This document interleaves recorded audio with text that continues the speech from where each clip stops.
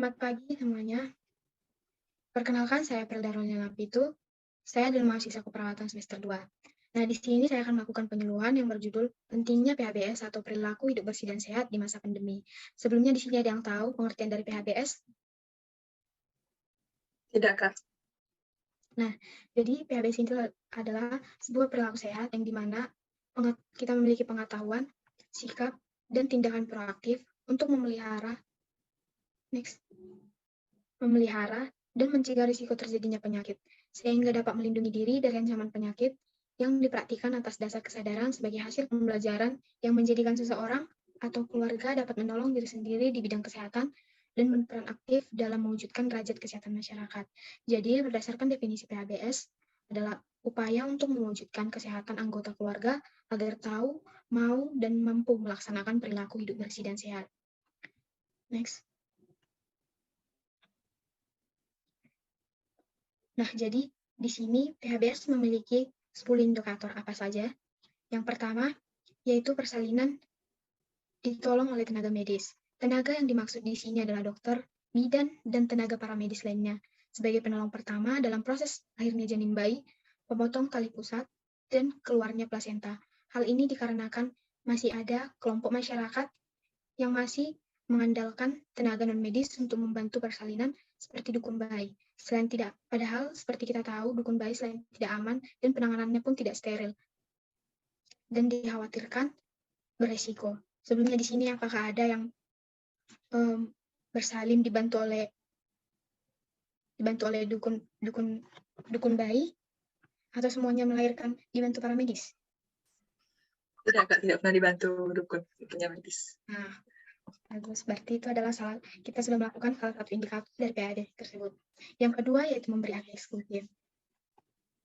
Bayi yang berumur 0 sampai 6 bulan yang mendapat ASI sejak lahir sampai umur 6 bulan tanpa makan atau minum tambahan.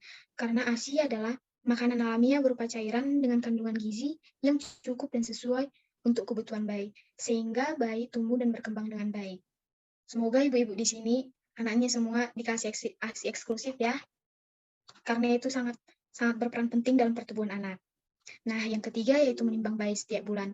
Menimbang bayi setiap bulan akan membantu untuk mengetahui perkembangan anak dari berat badan, tinggi badan, dan lingkar kepala. Nah, penimbangan bayi dan balita dapat dilakukan setiap bulan dimulai dari umur 1 sampai 5 tahun di posyandu. Yang keempat yaitu menggunakan air bersih. Seperti yang kita tahu, air adalah kebutuhan dasar yang kita pergunakan sehari-hari, baik untuk minum, memasak, mandi, berkumur, membersihkan lantai, mencuci alat-alat dapur, mencuci pakaian, dan sebagainya. Jadi kita sangat penting untuk menggunakan air bersih agar tidak terkena penyakit atau terhindar dari sakit.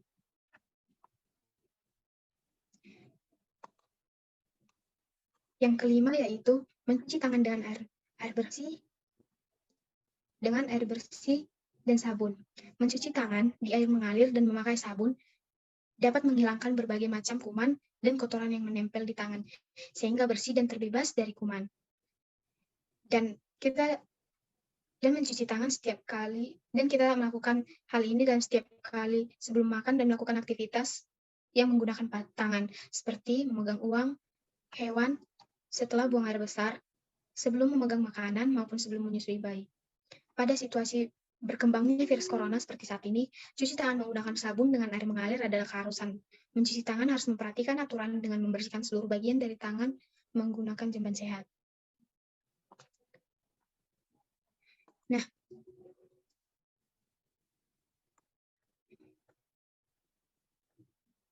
yang keenam adalah menggunakan jamban sehat. Sebelumnya di sini ada yang tahu jamban itu apa? Atau ada yang tidak tahu? Jamban itu toilet jongkok gitu, bukan ya? Nah, benar ya. Jamban adalah suatu ruangan yang mempunyai fasilitas pembuangan kotoran manusia yang terdiri atas tempat jongkok atau tempat duduk, atau yang biasa kita sebut WC. Jadi, ada beberapa syarat untuk jamban yang sehat, yaitu tidak mencemari sumber air minum, tidak berbau, tidak dapat dijamah oleh hewan seperti serangga, tikus, dan lain-lain, tidak dicemari tanah sekitarnya, mudah dibersihkan, dan aman digunakan. Dilengkapi dinding dan atap pelindung, penerang dan ventilasi udara yang cukup, lantai kedap air, tersedia air, sabun, dan alat pembersih yang memadai. Yang ketujuh yaitu memberantas jentik nyamuk di rumah sekali seminggu. Nah, lakukanlah pemeriksaan jentik berkala atau PJB di lingkungan rumah tangga. PJB adalah pemeriksaan tempat perkembangbiakan nyamuk yang ada di dalam rumah, seperti bak mandi, WC, as bunga, talang air, dan media penyimpanan lainnya yang menampung air. Lakukan gerakan 3M+, yaitu dengan menguras bak mandi, menutup tempat penampungan air, mengubur barang yang bisa menampung air, dan memakai kelambu di kamar untuk melindungi dari nyamuk. Jadi, ibu-ibu, di sini kita penting untuk memberantas jentik nyamuk dengan membersihkan area sekitar kita yang berhubungan dengan penampungan air. Yang ketujuh yaitu makan buah dan sayur setiap hari. Nah, sayuran dan buah seperti yang kita tahu adalah makanan bergizi yang seringkali luput dari menu sehari-hari. Sebelumnya di sini, apakah ibu-ibu selalu memasak sayur setiap hari atau sekali-sekali saja? Kalau saya sekali-sekali saja, Bu. Nah, padahal sayur dan buah adalah jenis makanan yang menyehatkan ya, tapi kita sering mengabaikannya.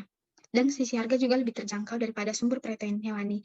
Jadi semoga ibu-ibu ke depannya selalu menyediakan buah dan sayur tiap hari di rumah.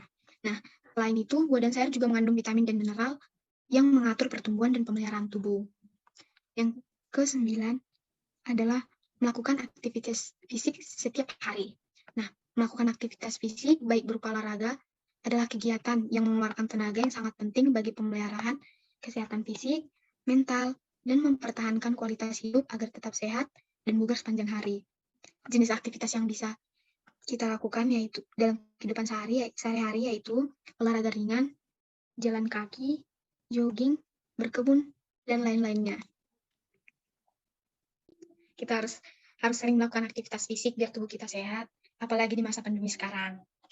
Nah, dan yang terakhir, tidak merokok di dalam rumah. Hindari merokok karena asap rokok dapat mencemari kualitas udara yang dihirup.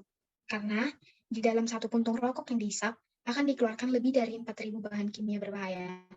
Di antaranya adalah nikotin, tar, dan karbon monoksida. Next. Nah, sekarang kita masuk ke topik utamanya, yaitu apa sih pentingnya penerapan PHBS pada masa pandemi.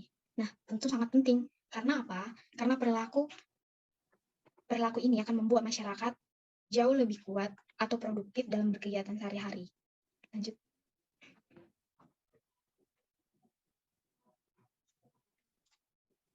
Nah, ini adalah beberapa efek positif yang kita dapat dalam penerapan PHBS di masa sekarang, yaitu yang pertama mengurangi stres, meningkatkan energi, mengurangi risiko tertular penyakit, menjaga produktivitas, dan menjaga berat badan ideal.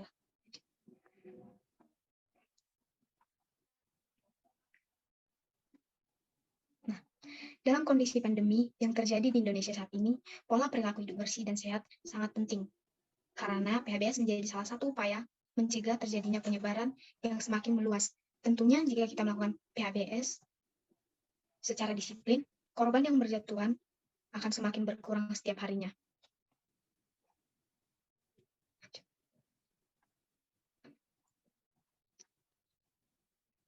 Nah, berikut adalah upaya pencegahan yang dapat kita lakukan.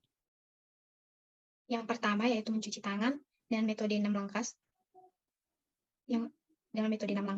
Yang kedua yaitu menggunakan masker kemanapun kita, bahkan pada saat kita pergi ke warung, ke tempat-tempat terdekat, kita diharuskan memakai masker karena virus COVID ada di mana-mana. Yang ketiga itu menjaga daya tahan tubuh. Keempat, menerapkan physical distancing, terutama pada saat kita berada di kerumunan atau di keramaian. Yang kelima, isolasi mandiri, apalagi pada saat kita memiliki gejala seperti demam, pilek, dan batuk. Sebaiknya kita tidak keluar rumah dan isolasi diri. Yang keenam, menjaga kebersihan lingkungan. Dan yang terakhir, penyemprotan disinfektan. Nah, sekian dari hasil pemaparan saya. Jika ada pertanyaan atau saran, boleh diberikan. Terima kasih.